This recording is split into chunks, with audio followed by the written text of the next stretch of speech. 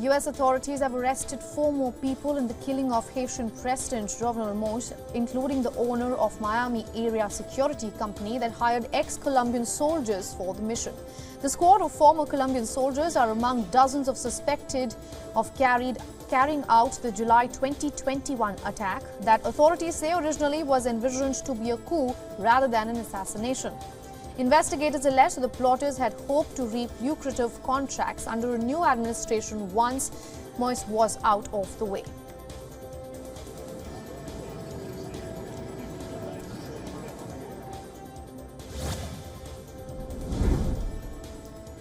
Ukraine has urged allies to speed up the pace of military aid as NATO defense ministers prepared to meet for a second day today, while Russia bombarded the eastern front line in what appeared to be the early salvos of fresh offensive.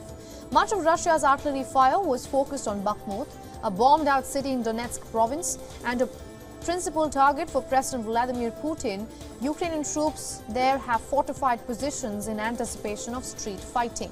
Bakhmut's capture would provide a stepping stone for Russia to advance on 2 bigger cities, Kramatorsk and Sloviansk. These 2 are in Donetsk, giving it momentum after months of setbacks ahead of the first anniversary of the invasion on February 24th.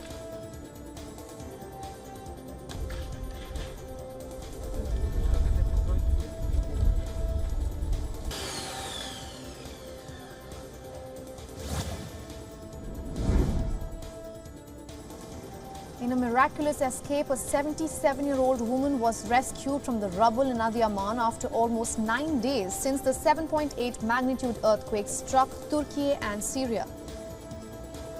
Fatma Gangor had been under the wreckage for 212 hours when the command rescue team pulled her out. UN authorities have said that the focus of the aid effort has shifted to helping people now struggling without shelter or enough food in the bitter cold. But rescuers are still pulling out survivors from the ground more than a week after the initial quake.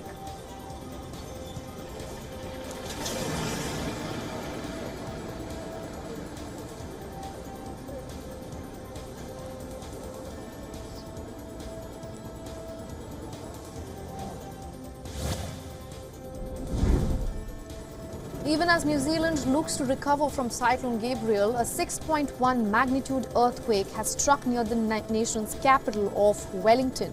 The US Geological Survey reported that earthquake struck 70 kilometers under the Cook Strait. Residents reportedly fled the ground, shaking for 10 to 20 seconds. However, no damage has been reported and neither has a tsunami warning been issued. The quake comes even as Wellington began implementing measures to recover from Cyclone Gabriel. The natural calamity has caused widespread flooding and landslides that left 4 people dead.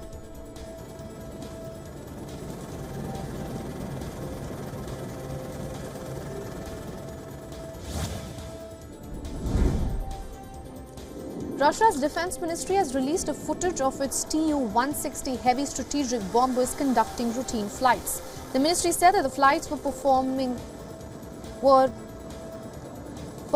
neutral waters of the Barents and Norway seas. The 2 Tu-160 aircraft, which can carry up to 12 short-range nuclear missiles, were in the air for about 13 hours.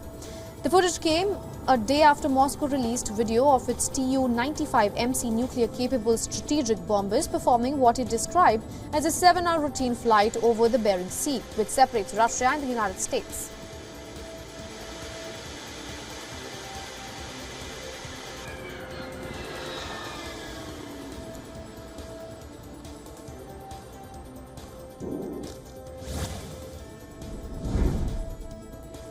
New Zealand Prime Minister Chris Hipkins has confirmed that Cyclone Gabriel has killed 4 people so far, as the country took stock and assessed the damage. Gabriel, which reached New Zealand before making its way down the east coast of the North Island, cut off entire towns, washed away farms, bridges and livestock, and inundated homes, stranding people on rooftops.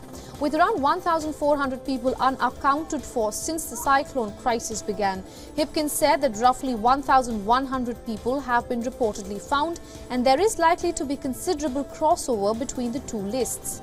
Authorities estimate more than 9,000 people have been displaced so far, with around 3,000 housed in temporary shelters.